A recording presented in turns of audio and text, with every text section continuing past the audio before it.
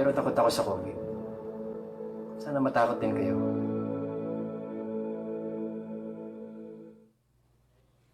Habang wala pong baksin, habang walang gamot, takot po rin ako sa COVID. Kahapon po, pinulong po ng ating Pangulo ang ilang mga miyembro ng kanyang gabinete upang apruban ang rekomendasyon ng IATF kung ano mangyayari pagkatapos po ng Mayo 15. Ang napagkasunduan po, tinimbang po natin ang siyensya at rekomendasyon ng mga mayor ng Metro Manila. Sabi nga po ng Presidente, may mga lugar na mananatiling naka-lockdown. Meron din naman mga easing up of restrictions. Ano pa ang ibig sabihin nito? Magiging dahan-dahan, hinay-hinay, unti-unti ang ating strategiya. Sang-ayon nga po sa rekomendasyon ng WHO, kinakailangan ang pag-lift ng ating ECQ dapat maging gradual, incremental or phased out. Strong and resilient health system ay dapat nakalagay na. If restrictions are realized too soon before a strong health system in place, this will likely lead to resurgence. Ito ngayon ang kasalukuyang sitwasyon ng bansa. Una, malaki ang naging impact ng lockdown sa kaso ng COVID, ngunit malaki rin ang naging epekto nito sa ating ekonomiya. Limitado ang government resources, kaya kinakailangan natin na mag-generate ng resources para sa pangmatagalang laban sa COVID. Kailangan ibalanse ang kaligtasan at ekonomiya. Sa hinaharap, kung walang economic interventions, ang mga kakalabasan ay mas makakadulot ng pinsala kesa sa epekto ng COVID. Balitang IAFTA tayo. Kahapon po, naapruban po ang Resolution number 35 na naglalagay sa green o ang tawag po nila dito ay low-risk areas at hindi na po siya mapapasailalim sa community quarantine. Makikita niyo po sa mapa kung ano itong mga low-risk areas. Sa Luzon po, sa Region 1, ito po ang Ilocos Norte, Ilocos Sur, La Union, Pangasinan, Dagupan City. Sa Region 4B, ito po ang Marinduque, Occidental Mindoro, Oriental Mindoro, Romblon, Palawan, Puerto Princesa City. Sa Region 5 po, ang Albay, pero meron po yung recommendation na dapat tignan muli ang datos pagdating po ng 14 ng Mayo. Camarines Norte, Camarines Sur, Catanduanes, Masbate, Sorsogon, Legazpi City. Titignan din po ang datos pagdating ng 14 May at Naga City. Nasa low-risk area rin po at hindi na nasa ilalim ng community quarantine sa Region 6, ang Aklan, Antique, Capiz, Guimaras, Iloilo, Negros Occidental, Iloilo City at Bacolod City. Sa Region 8 po, nasa low-risk area, wala na pong community quarantine, ang Biliran, Eastern Samar, Leyte, Northern Samar, Western Samar, Southern Leyte, Ormoc City at Tacloban City. Sa Mindanao naman po, sa Region 10, wala na pong community quarantine sa Bukidnon, Camiguin, Lanao del Norte, Misamis Occidental, Misamis Oriental, Cagayan de Oro City. At sa Region 12, North Cotabato, South Cotabato, Sarangani, Sultan Kudarat, General Santos City. Sa BARM, ang Basilan, Lanao del Sur, Maguindanao, Sulu, Tawi-Tawi, Cotabato City. Pero hindi po pwede magpabaya ang mga lugar nito dahil nga po hindi nakikita ang kalaban at po pwedeng pasukan pa rin ang mga lugar nito. Samantala, linagay naman po natin sa orange or mapapasailalim sa GCQ ang mga areas na ito. Sa Luzon po, naka-GCQ ang Cordillera Autonomous Region, Abra, Apayao, Benguet, Ifugao, Kalinga, Mountain Province at Baguio City. Sa Region 2, naka-GCQ rin po ang Batanes, Cagayan, Isabela, Nueva Vizcaya, Quirino at Santiago City. Sa Region 3, Aurora, Bataan, Bulacan, Nueva Ecija, Pampanga, Tarlac, Zambales, Angeles City, titignan din po ang datos pagdating ng May 14, Olongapo City. Sa Region 4A, Cavite, titignan din po natin ang datos pagdating ng May 14. Quezon, Rizal, Batangas at Lucena City. Sa Visayas, ang mga lugar pong ito ay nasa ilalim ng GCQ at ito po ay epektibo 16 May hanggang 31 May. Bohol, Cebu, province po. Cebu province po yan. Negros Oriental, Siquijor, Mandaue City at ang Lapu-Lapu City. At sa Mindanao naman, nasa ilalim po ng GCQ sa Region 9. Zamboanga del Norte, Zamboanga del Sur, Zamboanga Sibugay, Zamboanga City at Isabela City. Sa Region 11 po, ang Davao City, subject din po sa verification sa 14 May. Davao de Oro, ganun din po. Titignan din po natin ang mga datos pagdating ng May 14. Davao del Norte, Davao del Sur, Davao Occidental, Davao Oriental. At sa Region 13, sa Caraga po, ang mga probinsyang nasa alalim ng GCQ ay ang Agusan del Norte, Agusan del Sur, Dinagat Island, Surigao del Norte, Surigao del Sur, at Butuan City. Meron po tayo ngayong tinatawag na Modified Enhanced Community Quarantine. Ano po ito? Susubukan po nating linawin ngayon. Pero dahil Modified Enhanced Community Quarantine, naka-ECQ pa rin, pero meron na pong mga ilang industriya na magbubukas.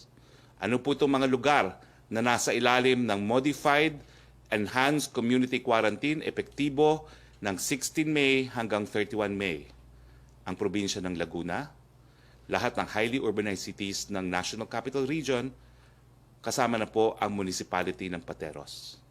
At sa Visayas, kasama po dyan ang Cebu City. Now, lahat po yung mga probinsya, mga highly urbanized cities, yung mga independent component cities na nakarakterize as low, moderate, and high risk. Low po yung green, moderate yung yellow, at ang high risk ay pula, may appeal their classification to the IATF Screening and Validation Committee with the concurrence of the regional IATF, not later than 13 May 2020. Ano ba ho ibig sabihin at anong pagkakaiba ng Modified ECQ sa ECQ? Makikita po natin ito sa table na ito. Yung ating patakaran ngayon po sa ECQ, wala pong movement regardless of age and health status. Halos wala pong economic activity except dun sa mga utility services, gaya ng pagkain, power at tubig, at other economic sectors. No? Wala pong transportasyon ng pangpubliko at wala rin pong physical na mga klase. Sa ilalim po ng Modified ECQ, limitado po ang movement ng tao para po sa pagkuha ng essential services and work. Ang pagkakaiba po, bubuksan natin unti-unti ang ekonomiya. Magkakaroon po ng operasyon ang piling manufacturing and processing plants up to a maximum of 50%. Ano po itong mga industriya nito? Isasapinal po ngayong araw yan. At bibigyan natin ng anunsyo kung hindi mamayang hapon. Bukas po, magkakaroon din tayo ng press briefing. Wednesday, normally wala pong press briefing. Magkakaroon po tayo bukas para idetalye kung ano po yung naaproba ng IATF ng mga industriyang magbubukas. Magkakaroon din po tayo siyempre dahil meron ng pasok ang ilang mga industriya sa Modified ECQ ng kaunting limited transportation services para po sa mga papasok sa trabaho at para po dun sa magbibigay ng essential goods and services. Suspendido pa rin po ang lahat ng klase sa lahat ng antas. Sa GCQ na matagal na po natin pinag-uusapan, alam naman po natin na limitado rin ang movements, pero ang operasyon ng gobyerno at halos lahat ng industriya ay balik na up to 75%. Ang mga exceptions lamang ay yung mga mataong mga industriya, no? At saka yung para sa amusement at saka yung mga para sa mga kabataan. Pero meron lang po tayong limited na transportation services kung saan oobserbahan po ang social distancing. At po pwede po ang flexible learning, hindi pa rin po pwede ang face-to-face learning. Now, Bukas po, ididetalye natin kung ano yung mga industriya sa modified ECQ na po pwede nang mag-operate. Ano pa po ang diferensya o pagkakaiba ng modified ECQ? Well, alinsunod na rin po ito sa kagustuhan ng mga mayor, no? Ang ating mga mayor po ay humingi sila, well, una-una po, ang hiningi po ng mga mayor ay tatlo. Unang-una, ang sabi nila, hindi po pwedeng magkaiba ang klasifikasyon ng mga syudad at munisipyo sa Metro Manila, dapat iisa lamang. Kaya nga po, nakinig po ang IATF at iisa lang po ang regime, kumbaga, applicable sa ating Metro Manila. At ito nga po ang modified ECQ. Pangalawa, ninais din ng mga mayor na i-impose ang GCQ sa NCR, pero ang mga LGUs ay papayagan na mag-lockdown ng mga barangay as needed. Yan po yung pangalawang suhestyon na inadapt po ng IATF. Paano po gagawin ito? Nagkaroon po tayo ng mga tinatawag na mga different zones. Ito po yung critical zone at makikita nyo po sa graph na ito po yung pula. Meron tayong containment zone, meron tayong buffer zone, at meron tayong outside of buffer zone. Ang critical zone po, ito siyempre yung matataas ang kaso. Kailangan merong more than 20 cases for every 100,000. No? Yan po ang critical zone. At itong mga critical zone pong ito, mananatili po under ECQ as we know it. Hindi magbabago po ang ECQ as we know it doon sa mga critical zone at yan din po ang mangyayari sa containment zone. Ito po yung mga areas na nakapaligid sa critical zone dahil hindi naman natin maiwasan talaga na tratuhing isang geographical region, yung critical zone at containment zone. Ang containment zone po, mas konti mga kaso, 1 to 19 for every 100,000, pero pareho po silang under ECQ. Doon naman po sa buffer zone at saka doon sa outside of the buffer zone, doon po hahayaan ng magbukas ang ilang mga industriya. So ano po ang ibig sabihin ng modified? Ang modified po na ECQ is ECQ. Kaya lang merong ilang industriya na bubuksan hanggang 50% at merong pa rin ilang mga zona, mga barangay o grupo ng mga barangay na mananatili sa ilalim ng ECQ. Hinay-hinay, dahan-dahan, unti-unti po ang ating pagbukas.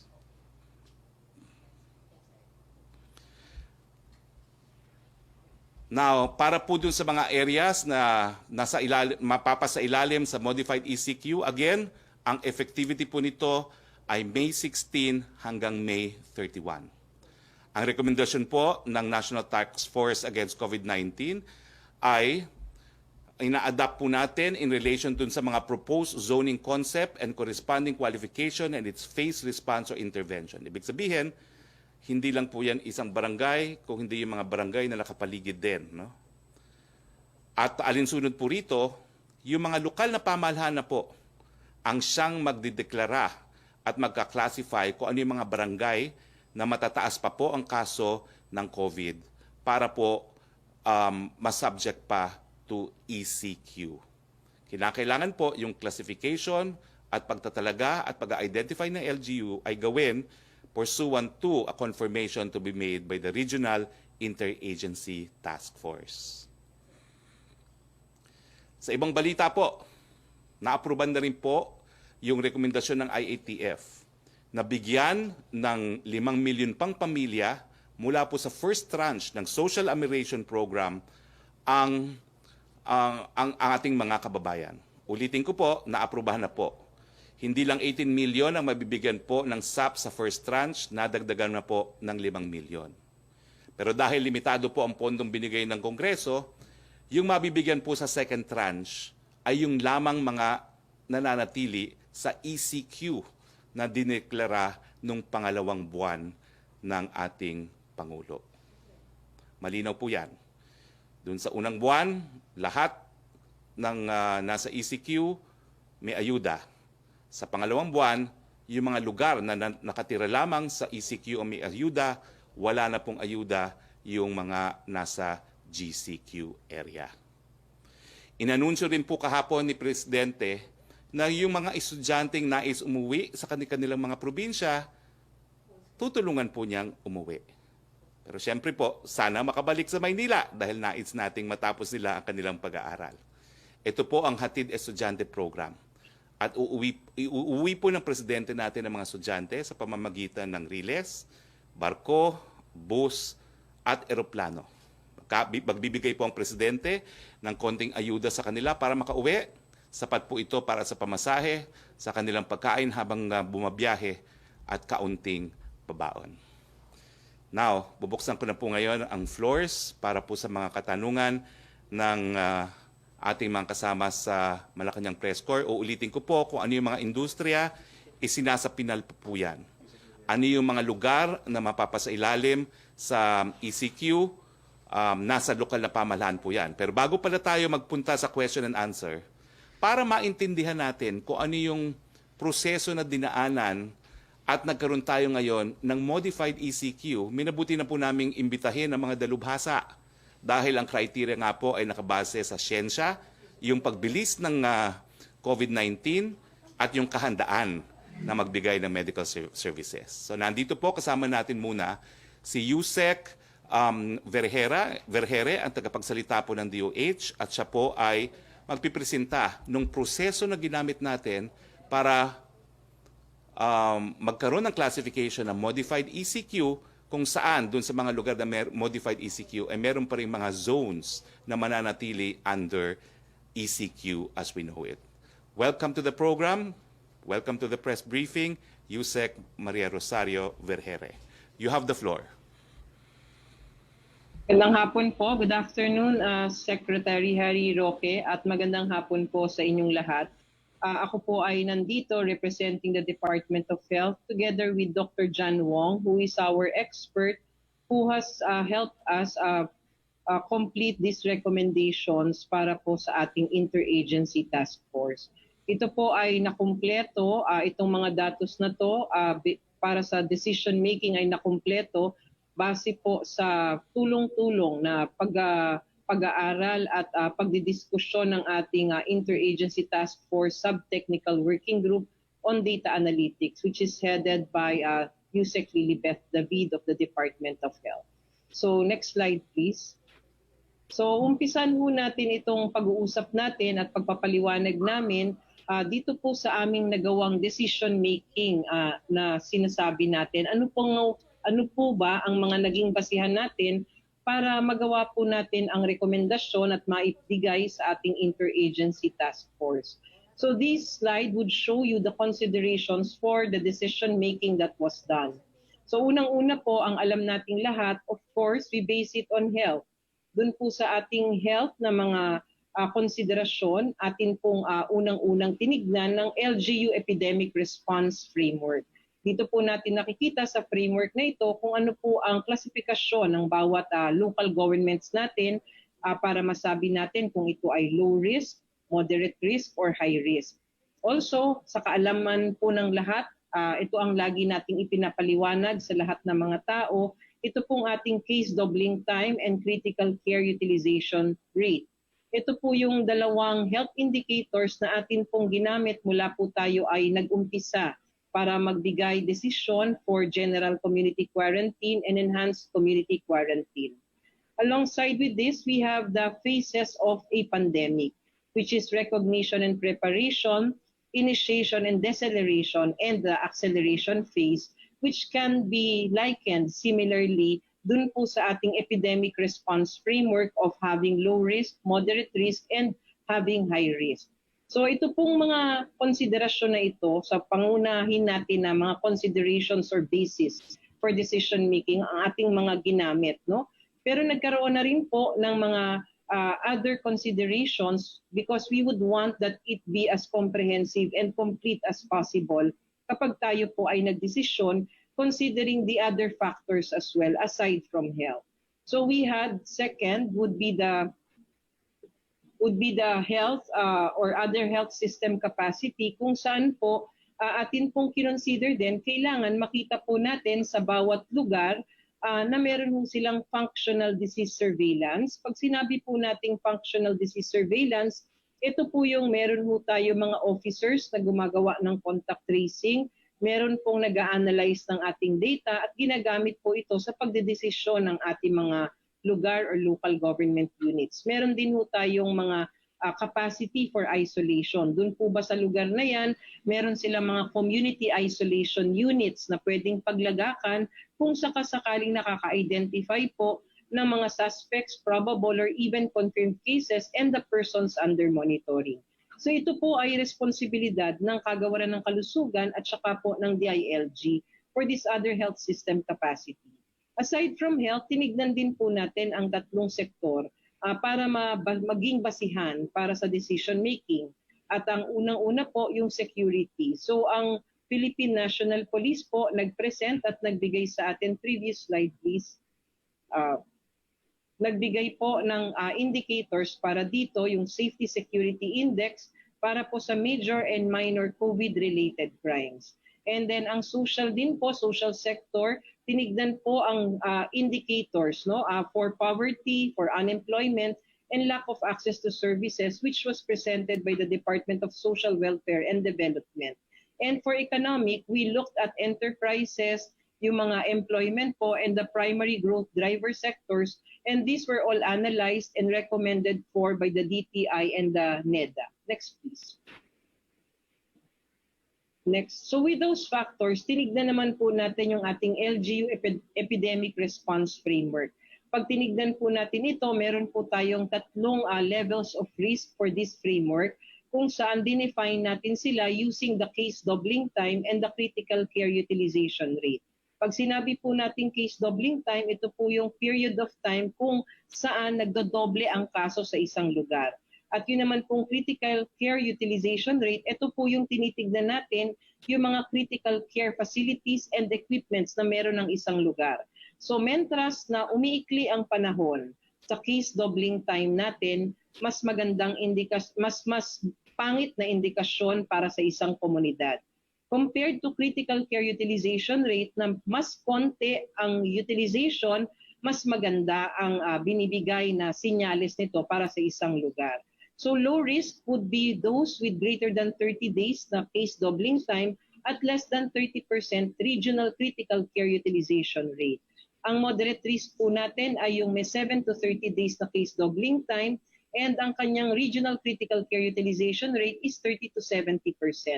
And of course, the high risk, less than 7 days po ang case doubling time. Ibig sabihin, napakabilis po ng pagdodoble ng kaso sa bawat araw at meron ho siyang greater than 70% na critical care utilization rate na ibig sabihin most of their facilities, almost 70% ay nagagamit na at 30% na lang po ang natitira para po magamit ng populasyon. Minsan it can be even higher than 70%. So pag tinignan ho natin itong tatlong risk factors or risk levels for this response framework, kapag low risk po, we implement the minimum health standards. There would be movement or mobility of people, but minimum health standards should be in place. Pag moderate risk po, dyan po tayo nagpapatupad ng general community quarantine. And for high risk, that is where we implement the enhanced community quarantine. Next, please. Next slide, please.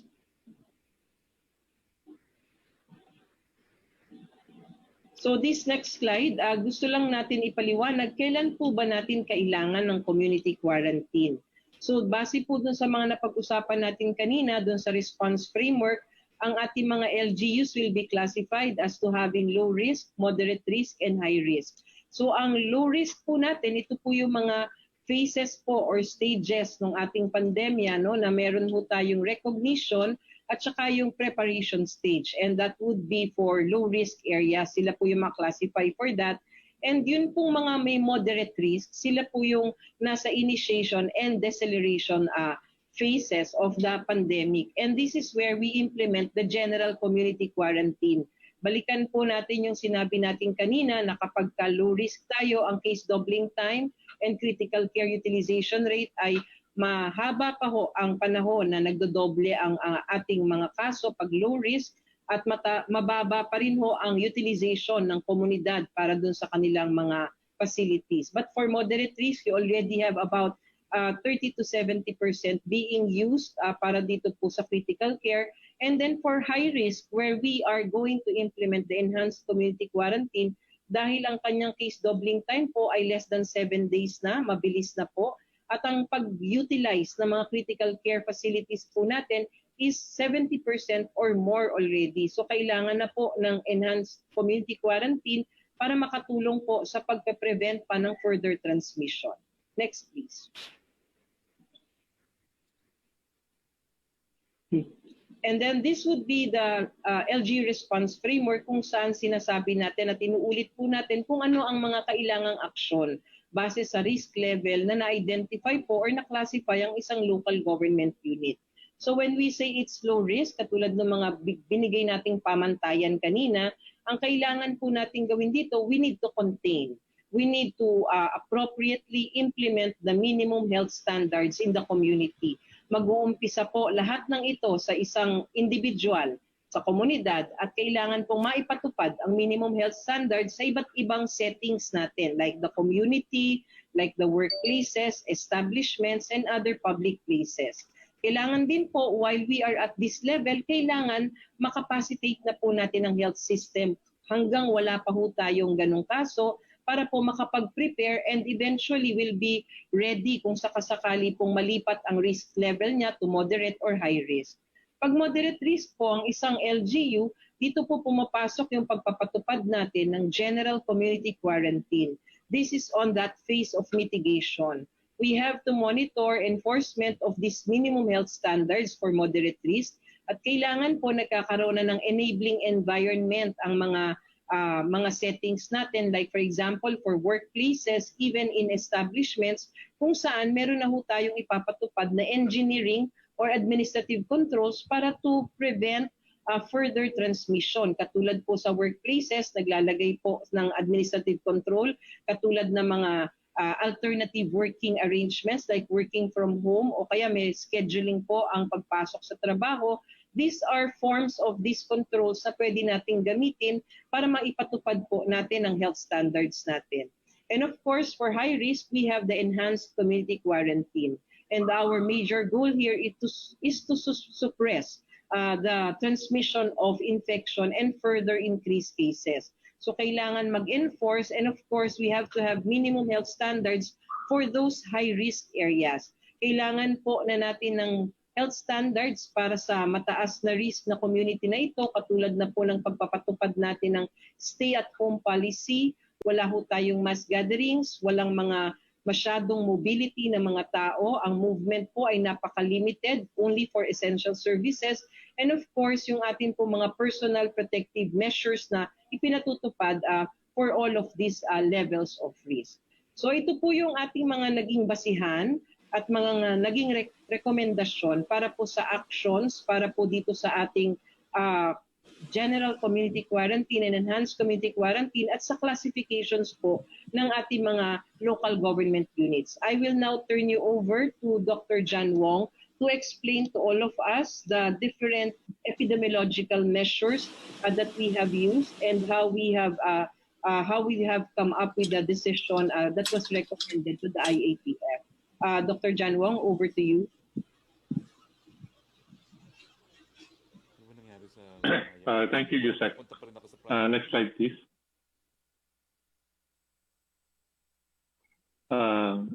So first, I would like to show you the epidemic curve for the country and its different geographic units. So this shows the number of cases that we get every day, starting from the second wave of the epidemic.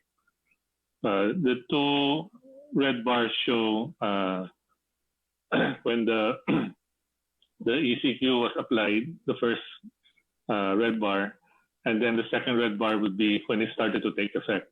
So as you see the national curve, the blue curve, after the ECQ started to take effect, there was still a rise in a few cases. Then it started to go down, at around April 2. And then it continued on. When we got to around April 22, we saw that there's a divergence between the national curve and the curve for NCR. No? If you remember, the NCR is where we apply the ECQ. No? So the effect of the ECQ started to be seen here, no? When the curve started to flatten, no? And it has continued to the present. No?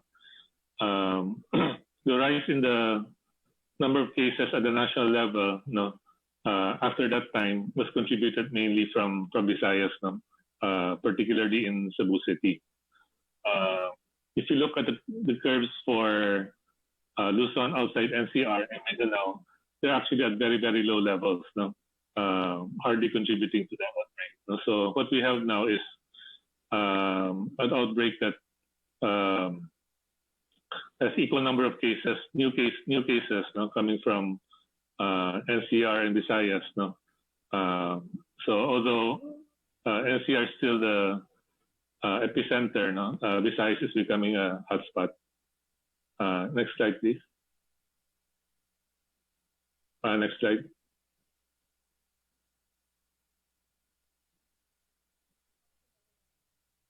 Next slide, please.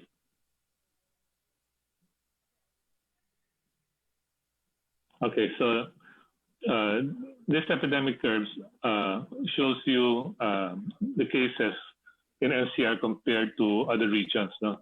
So I just want to call your attention to the latter part of the curve that shows the small outbreaks, no, in close settings, no, in Cebu and in Cebu, no, 2 in Cebu City and 1 in Mandawi City. So this is the reason for the recent uptick in cases. Next slide. So this is a set of 4 doubling time curves that shows you the story of the outbreak. No? If we start with, in the right upper corner with NCR, the level of the outbreak is almost equal to the national level, no, at 10,000. But if you look at the curves for Luzon and Mindanao, they're much smaller. No? For Luzon, the level of the outbreak is about 1,000, and for Mindanao, it's at about 100. No? So much smaller outbreaks. No? But if you go back to the curve in Luzon, for both curves, no, for the number of cases and mortality, we also see that after ECQ started to take effect, no, the curve started to bend. No? So they're now almost parallel to the 30-day doubling time line. No? Whereas when they started, they were near the 3-day line. No? For Luzon, no, they started curving much earlier. Both are almost flat now. For Mindanao, same thing. No? For the mortality doubling time of Mindanao, no, it's actually exceeded the 7-day line. No? So the recent hotspot now is in Visayas. No? So although it slowed down early and was parallel to the 7-day line, it remained parallel until now. No?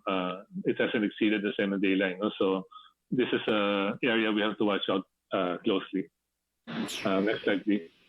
Doc, Dr. Wong, excuse me, I'm sorry. Can you please repeat the previous slide, Doc? Hindi daw nag-show sa screen kasi kanina. That one. Thank you. Okay.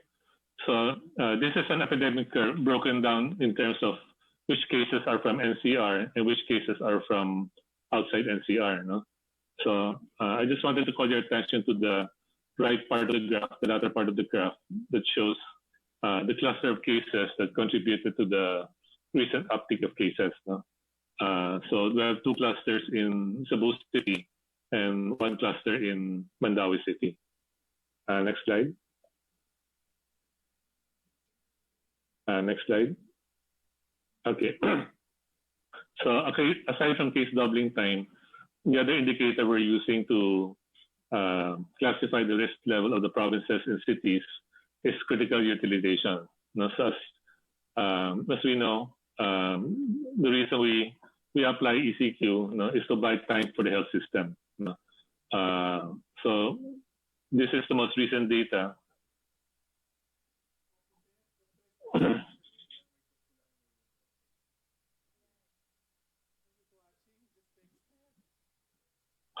This is the most recent data, which shows across all the regions what is the status of their utilization of critical care resources.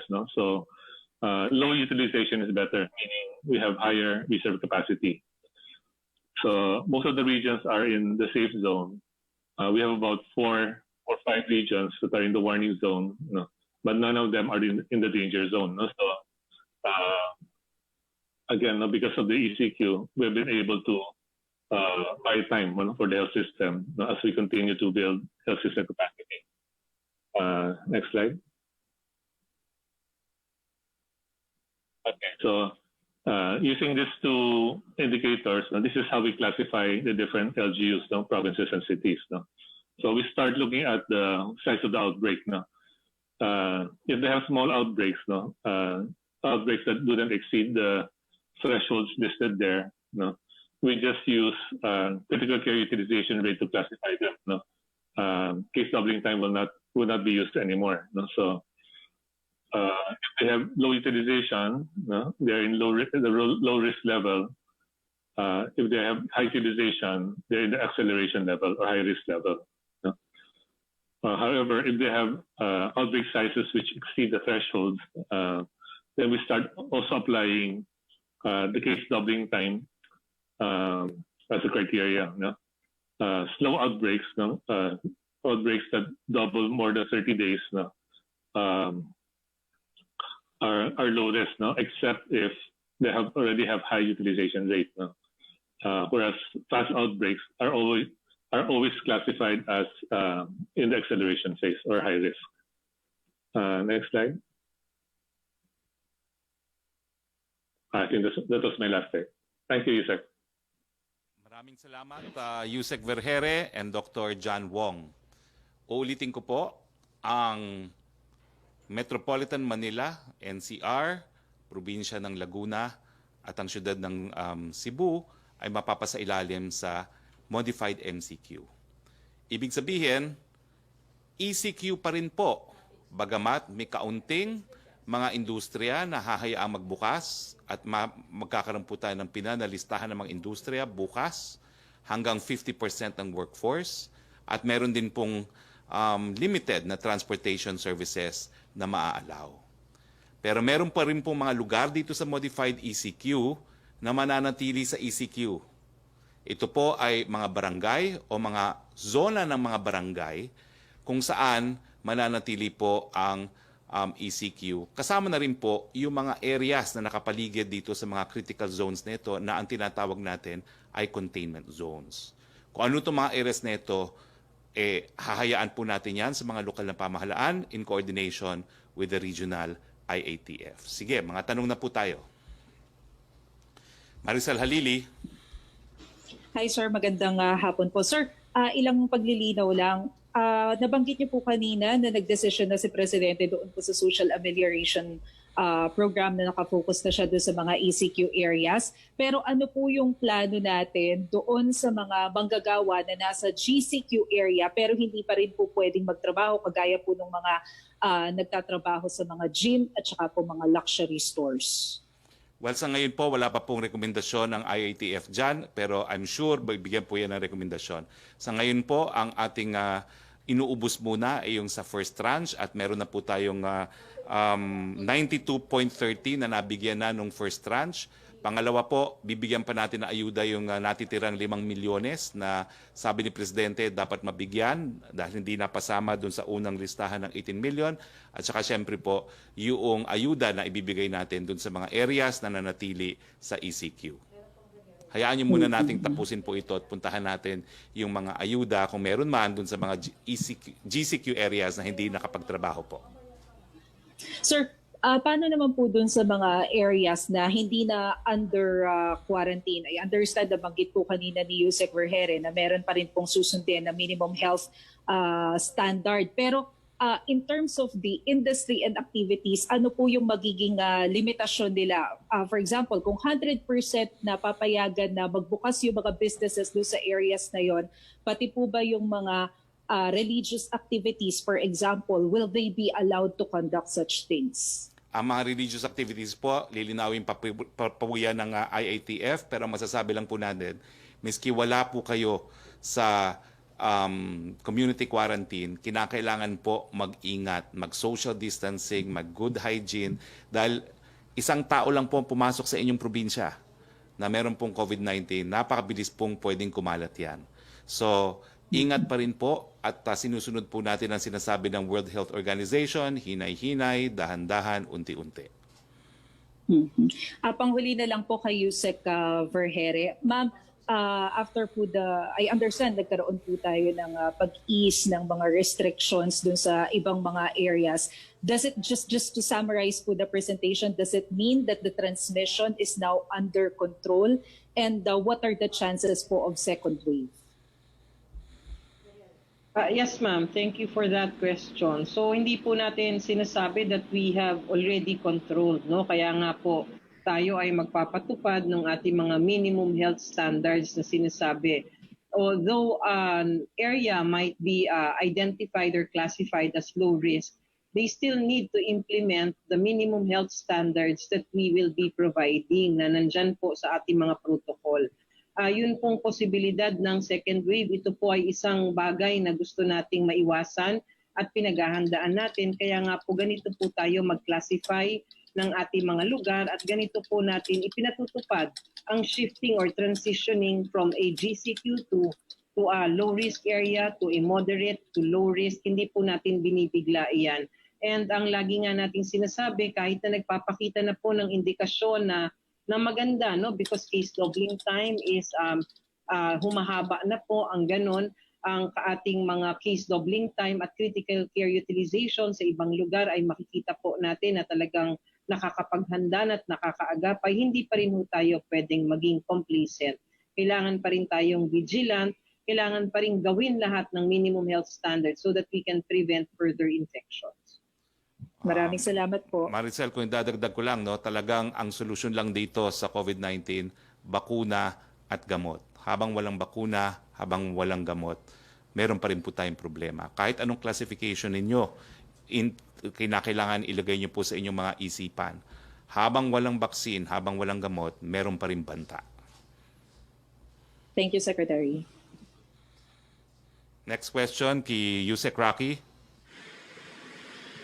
Secretary, from Irene Taliping of Abante Tonight, marami pong barangay officials ang hindi sumusunod sa utos ng DILG na ipairal ang transparency sa mga pamamahagi ng SAP, lalo na sa mga malalayong probinsya.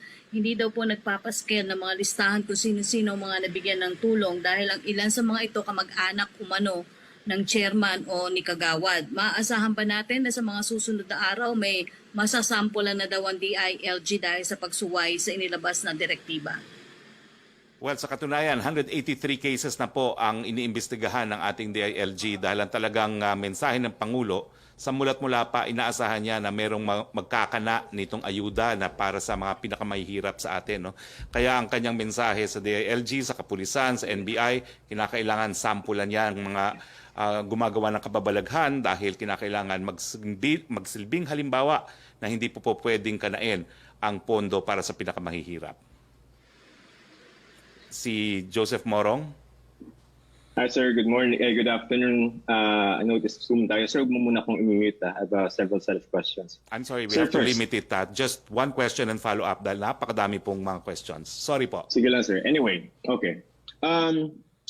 Right now, we have, basis lang muna, no? Premise. We have non-GCQ, GCQ, modified ECQ, and within modified GCQ, the ECQ that we know. Apat na classification, yes? Yes. All right. I'm interested first dun sa GCQ, sir. Yung movement within ECQ because marami ng mga provinces and public transport. Pwede na po ba yung mga commercial flights between GCQ, GCQ areas and GCQ, ECQ areas? Until the 15th po, wala pang commercial flights but I'm sure the relevant transportation authorities will come up with their guidelines pagdating po ng May 16. Okay, so land and sea travel, sir, wala pa tayo. I mean, yung air and sea travel coming up. Wala pa po, pero I'm sure magkakaroon na po ng guidelines para unti-unti po mabuksan na ang transportation sectors, lalo na yung biyahe between GCQ and GCQ. Sir, interaction, GCQ, ECQ. A worker is working in a GCQ area, Batangas for example, or Cavite, nasa GCQ sila. Pero he lives in an ECQ area, like Metro Manila or maybe Manila. Paano yun? Pwede siyang tumawid? Well, meron na po tayong palantutunan dyan. Depende po sa industriya na pinagtatrabuhuhan niya. Kung ito po ay indispensable, papakita po ng employment certificate. Pero alam niyo naman po, quarantine po yan. Iniiwasan talaga natin yung pagpasok at paglabas ng mga tao. Pero kung kinakailangan po talaga sa pagtatrabaho, meron na po tayong rule na between ECQ and GCQ, basta po indispensable industry na hinayaang magbukas, po pwede pong tumawid ang mga manggagawa, magdala lang po ng ID, nagpapatunay na kung saan sila nagtatrabaho at ID magpapatunay kung saan sila nakatira. Sir, one last question for you. Yung mga quarantine measures, ibig sabihin, balik na sila sa dati nilang buhay? Hindi po, kasi hanggang walang vaccine, kinakailangan minimum health standards. Yung mga minimum health standards, social distancing, good hygiene, temperature control, temperature checks, at iba pang mga piniprescribe po ngayon ng DOH. Yusek Vergere, can we have you enumerate the minimum health standards, please? Yes, sir. Ang minimum health standards po natin ay may 4 po na classification, no? Progressing into the higher levels of management. Ang unang-una po is we have to have this increased physical and mental resilience. So it starts with the individual, pinapalusog ang katawan, kailangan both physically and mentally. The second would be reducing transmission. Ito po yung ating mga personal protective measures like hand washing, cough etiquette. Nandiyan na rin po yung kapag meron na kayong sakit, huwag na kayong lalabas para makapanghawa pa sa iba. Nandiyan din po yung disinfecting our environment. That's part of reducing transmission. The third is reducing contact. Ito po yung physical distancing natin. Ito po yung limitations in the movement of people. Ito po yung ating mga architectural and engineering controls that we will implement, especially in public places or workplaces and establishments, para po nagkakaroon ng pagkakahiwa-hiwalay ang mga tao. And the last would be reducing the infectiousness or the duration of infection. Ito po yung strategy natin for isolation, that once you identify a person who is symptomatic, you need to already assess and then isolate the patient or do quarantine para po ma-prevent na ang lalo pang paglaganap ng infection. Sir, can you, Yusek Vergara, one question? Go ahead. Okay. Last question. Ma'am, good morning. Good afternoon. Ma'am, yung sa data po natin at 11,000 na infection, would you say na yun po yung mga number ng individuals, Filipinos, that have been infected by COVID? Is this the real data, real picture? Well, sa ngayon, sir, that is what we are getting as a result of our testing. Pero ang sinasabi nga po natin, once that we still can expand testing because of our increasing capacity in our health system, we will be seeing more. Kaya nga ang sabi po natin sa mga tao, wag po tayong mababahala kasi for the next days or weeks, makikita po nating tataas pa rin ang kaso, lalong-lalo na po na tumataas na ang kapasidad natin para mag-test ng mga tao. Ma'am, with the relaxation of some of the measures, no, hindi ba tayo worried dun sa interaction between an ECQ area and a GCQ area? Meaning, are we not worried about a second wave? Well, our safeguard for this would be the implementation and enforcement of the minimum health standards that we have identified. If we can implement properly these minimum health standards, and then we will have that safeguard or assurance na yung ating paglaganap ng infection ay makokontrol or mape-prevent natin. Okay, ma'am, thank you for your time. Secretary, thank you for your time. Sino na? Oo, may clarification. Secretary? Oo. Unahin ko Yusek na lang. Vergera, you have clarification on the areas daw?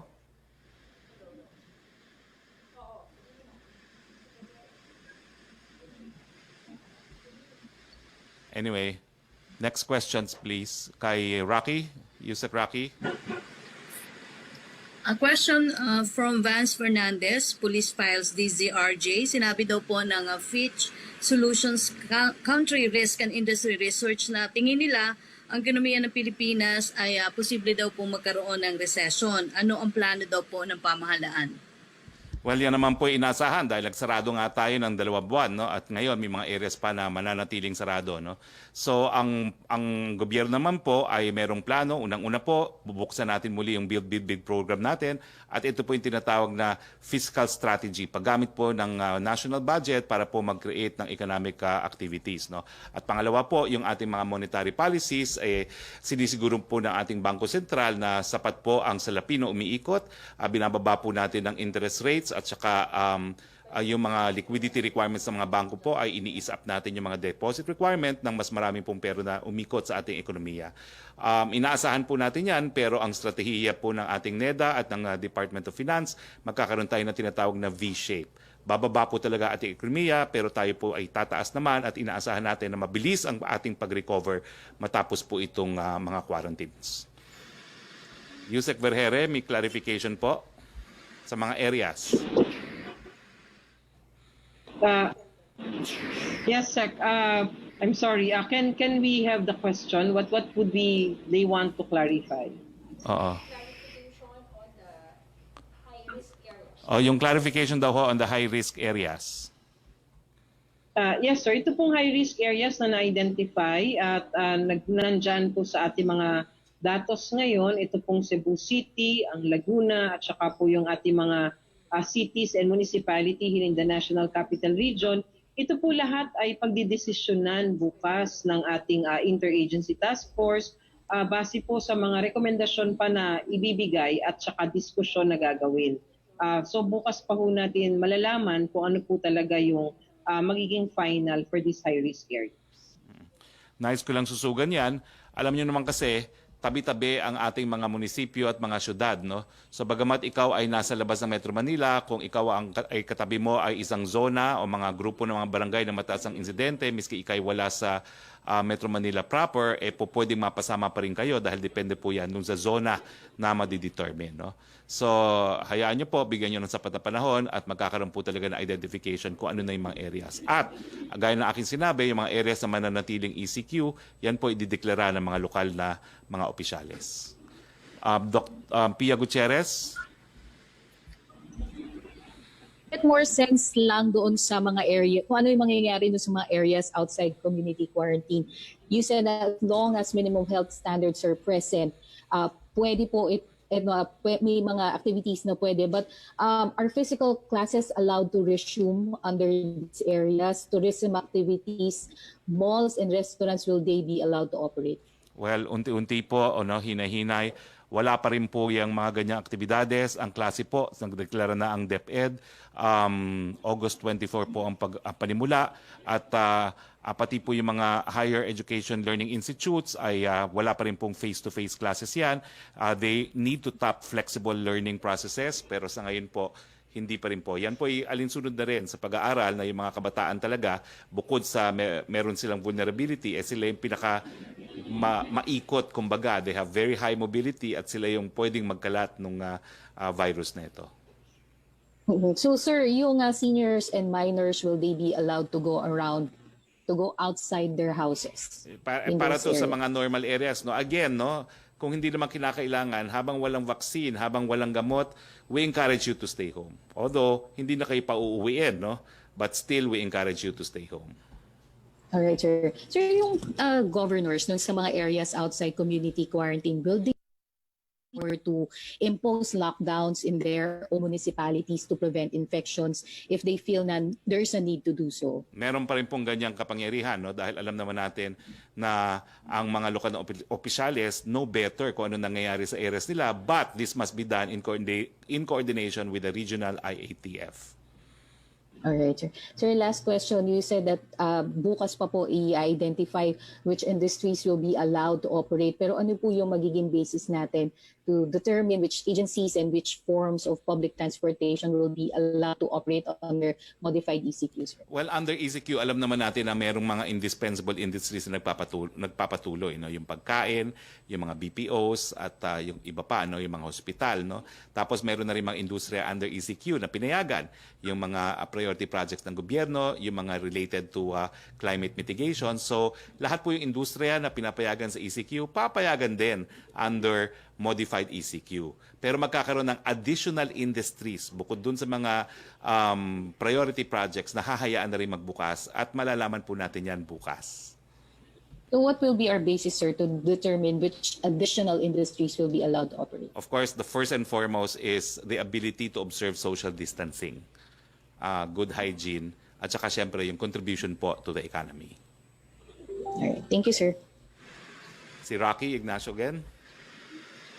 Okay, Secretary, dalawa yung question ni Francis Wakefield ng Daily Tribune. Kung retain daw po ang ECQ sa Metro Manila, Laguna, Cebu, may expect daw po bang tulong pinansyal ang mga tao outside the first and second tranche ng SAP?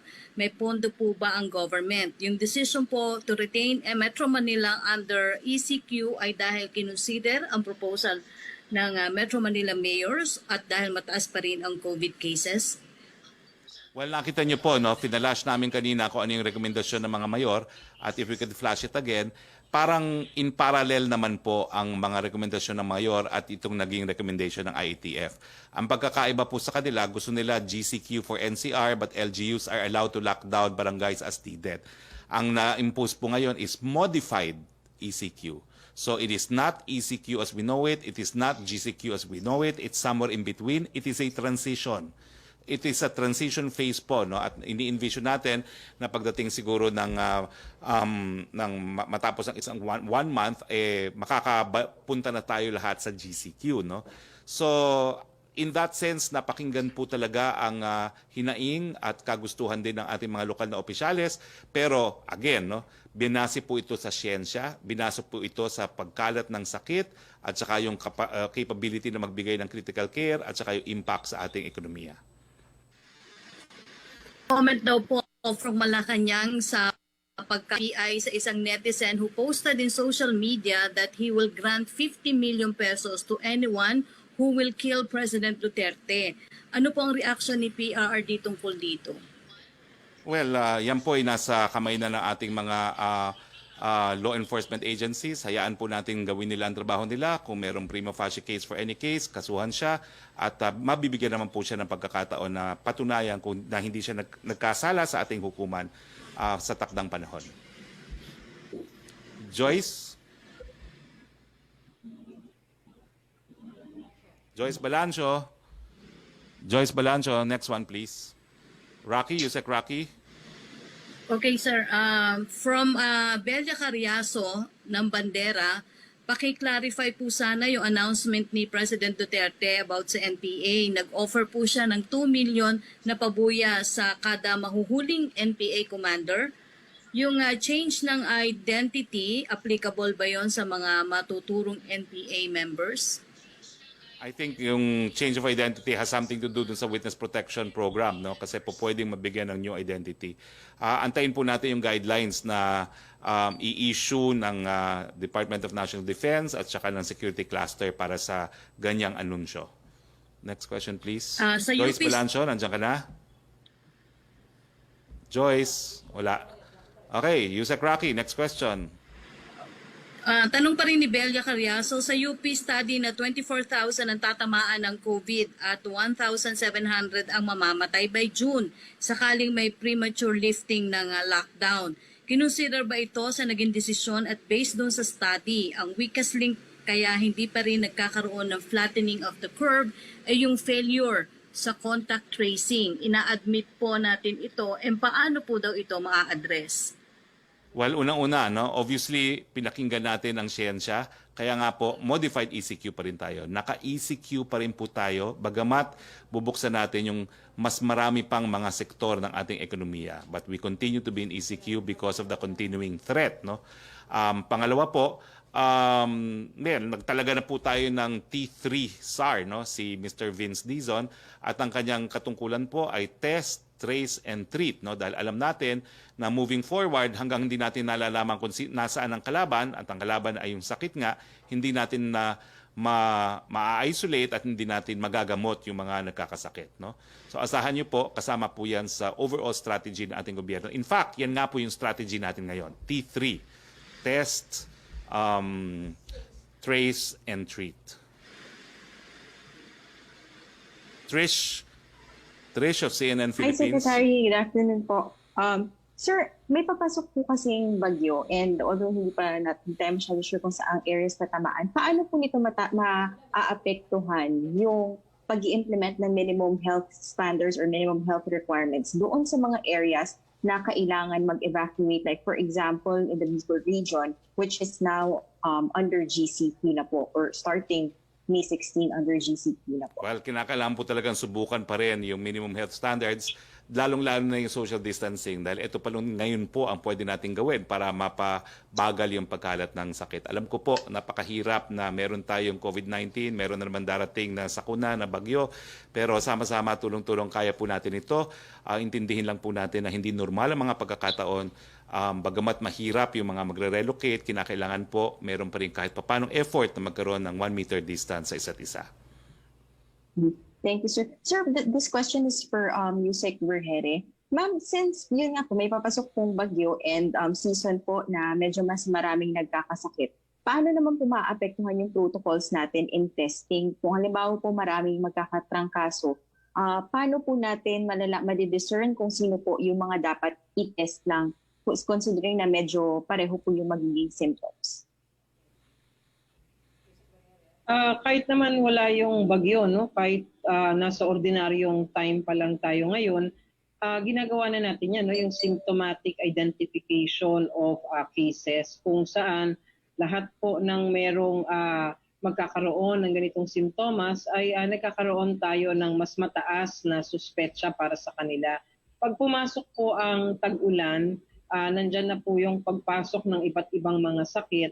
Meron ho tayong tinatawag na pathways para po sa ating management. We have our COVID and our non-COVID pathways kung saan maaari nating ma-determine kung sino ang dapat para sa COVID pathway at sa non-COVID pathway sa pamamagitan ng telemedicine na ito ang gagamitin ng ating mga kababayan para sila ay matignan. As to what would be the difference between or how we can differentiate a patient who's exhibiting other diseases aside from the COVID, kailangan po pa rin natin no, na matignan maigi through testing, and of course, we need to isolate them. Kahit na alam po natin na we need to be very, very suspectful. No? Kailangan po na kapag gano'n ang pinapakita, not because it's the rainy season, ay hindi po natin siya i-consider as related to COVID. Lagi po tayo dapat high index of suspicion, especially if they are exhibiting COVID-related symptoms. Mm-hmm.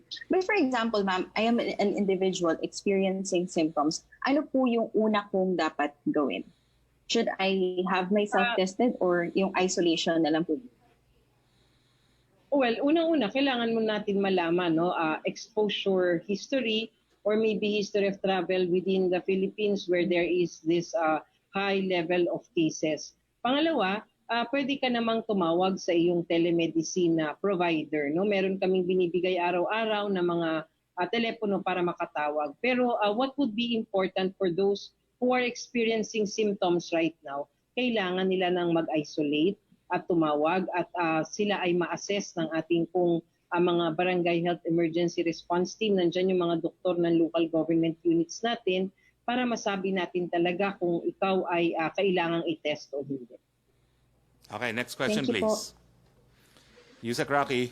Okay, from Julie Aurelio ng Inquirer, The Wow China program, a Chinese cultural program on Radyo Pilipinas, was severely criticized by netizens over the weekend. Can I get your comment on some netizens' criticism against the program that it is furthering Chinese propaganda? Others complained that while ABS-CBN had to go off the air, a Philippine government radio station is airing a pro-China program and content.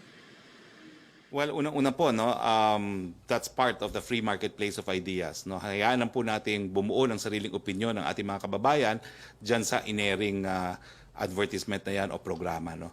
Pangalawa po, hindi ko po programa yan sa Office of the Presidential Spokesperson. I would direct your queries to the PCOO, Secretary Martin Andanar. Next question, please. Melo Acuña. Yeah. Good afternoon, Secretary. Good afternoon. Can you hear me now? Yes, I can hear you. Good afternoon, Secretary. Thank you.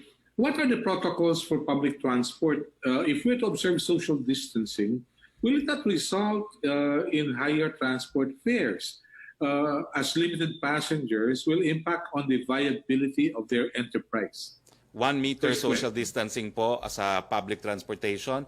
Kinakailangan bus, tapos yung taxi lang, yung mga Grab, at wala pong dapat kasabay yung mga nakamotorsiklo. So bawal pa rin po ang angkas, no?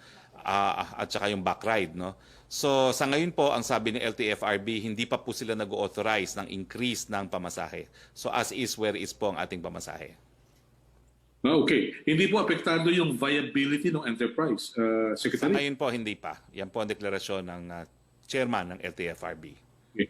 For Yusek Vergere, good afternoon, Yusek. Si Archbishop Martin Humowad ng Ozamis requested me to ask you this question.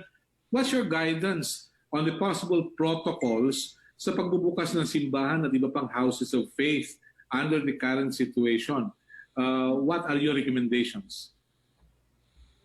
Yes, sir. We have our minimum health standards na pinalabas na po natin tong polisiya na to, kung saan nandyan po yung ating mga nirerekomenda na kailangan gawin na health standards for different settings. At kasama na po dyan ang ating mga simbahan po or mga places of worship.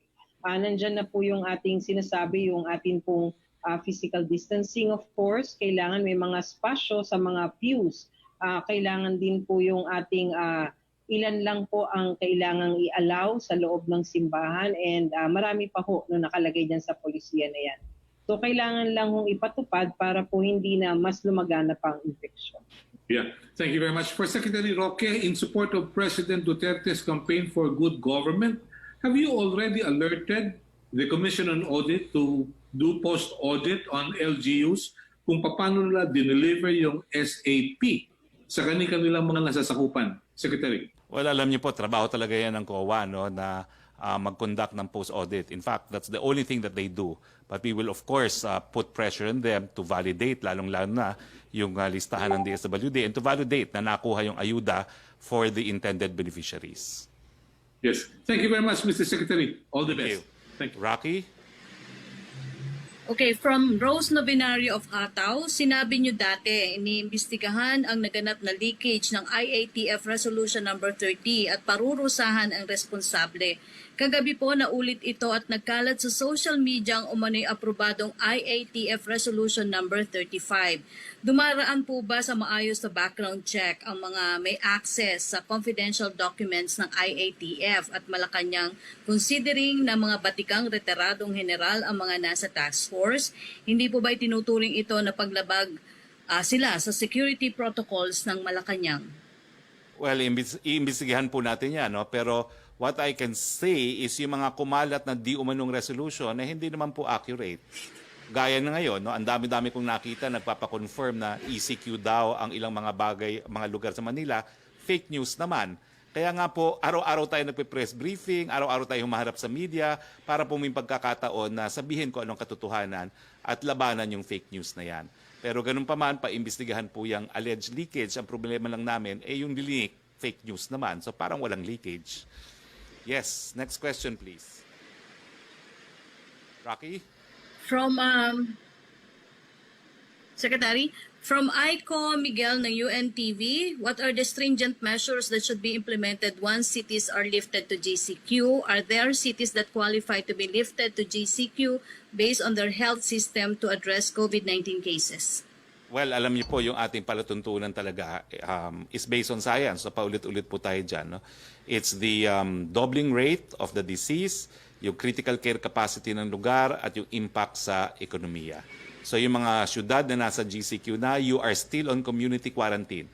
Kaya nga lang po, talaga yung katotohanan na kinakailangan buksan na unti-unti ang ekonomiya. Pero sumusunod po tayo sa sinasabi nga ng WHO, unti-unti, dahan-dahan, at hinay-hinay.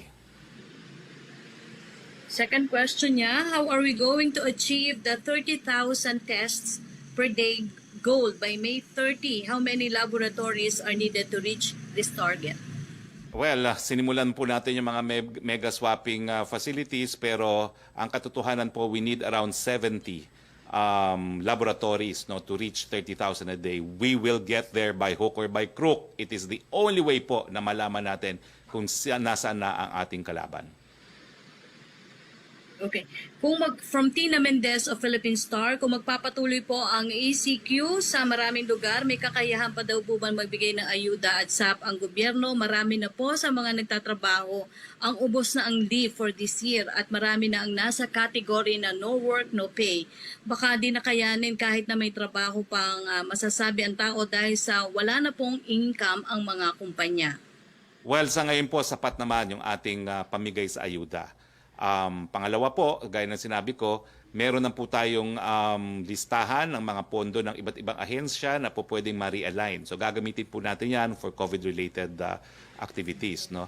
Yung ating, ang ating pang-ayuda naman po ay talagang valid po yan, no? Dun sa for 2 months, at saka meron pa po tayong natitirang pondo na galing po dun sa DOF, yung Small and Business Scale Assistance, ang tawag salary subsidy program, na sapat po yan para sa 2 buwan. Yan po ay 51 billion pesos. No? So sa ngayon po, we're doing fine. Kaya lang po, hindi natin alam kung gano'ng katagal itong problema ito. Yung mga nagtatanong, meron pa bang ayuda yun sa mga areas na mapapasailalim ng ECQ? Siyempre po, hahanap tayo ng paraan para magkaroon ng ayuda. Ang pangako ng Presidente, bebenta niya ang CCP kung kinakailangan. Pero magbibigay po tayo ng tulong sa mga nangangailangan, lalong-lalo na yung mga areas na mananatili sa ECQ. A question from Chris Jose Remate. Ilan na daw po ang LGUs na nakapag-comply sa May 10 deadline na binigay ng DILG para sa pagbibigay ng first tranche ng SAP, at ilan po hindi nakapag-comply? Marami po daw kasing residente ang patuloy na nag-aabang na makakuha ng ayuda sa pamahalaan. Gaya daw po ng insidente sa Quezon City na madaling araw pa lang nakapila na pero wala pong makukuhang ayuda. Gaya ng sinabi ko po, sang-ayon po sa DSWD, 92.30 na po nung first tranche ang nailabas natin at nakarating na sa ating mga kababayan. Ang gagawin po ng DSWD, unang-una, yung mga LGUs na hindi pa nakakapagbigay ng lahat ng ayuda, ipagpatuloy. Hanggang hindi po binabawi ang pondo, ibigay po yan. Pangalawa, yung mga LGUs na hanggang 80% pa lamang sa ngayon ang nabibigay na ayuda, sila po yung bibigyan ng show cause letter. Bakit naman 80% halos matatapos ng 2 buwan hindi pa rin nakakarating sa ating mga kababayan? So there will be a show cause letter po. Opo, Secretary, may tanong po para kay Yusek Vergere from Daily Inquirer. Ano daw po ang current inventory sa NCR ng isolation, ICU, ward beds, and mechanical ventilators? Sinabi daw po ni Yusek Vergere earlier na malapit na maabot ang maximum capacity sa NCR. Paano po ito ina-address?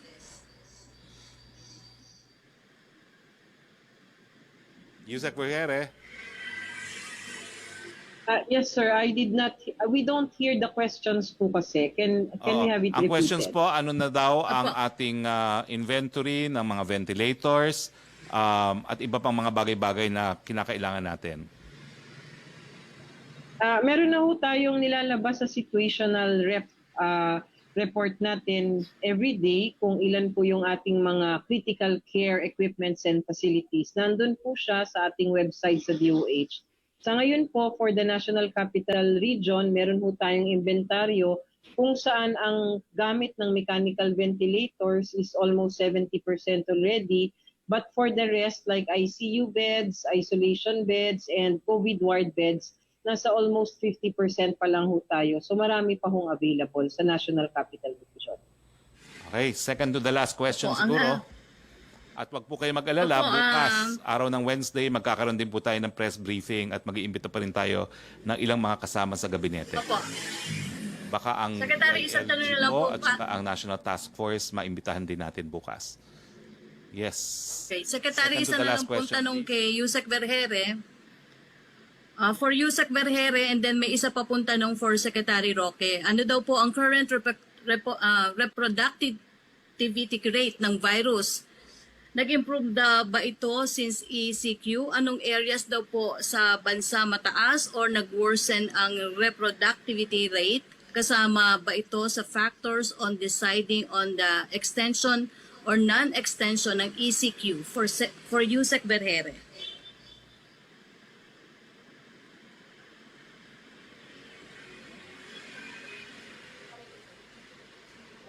Oo, ang tanong po ay, meron ba hong relasyon ang reproductive rate ng virus doon sa naging desisyon natin na mag-impose ng modified ECQ? Yes, sir. May I ask Dr. John Wong to provide us with his inputs on this, sir?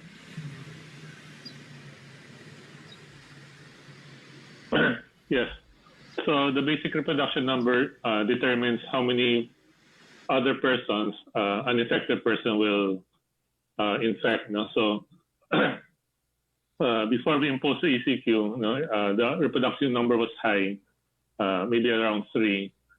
But lately, because of the ECQ in NCR, it has gotten down to almost a little above 1. Thank you. Okay, last question. Opo, Secretary.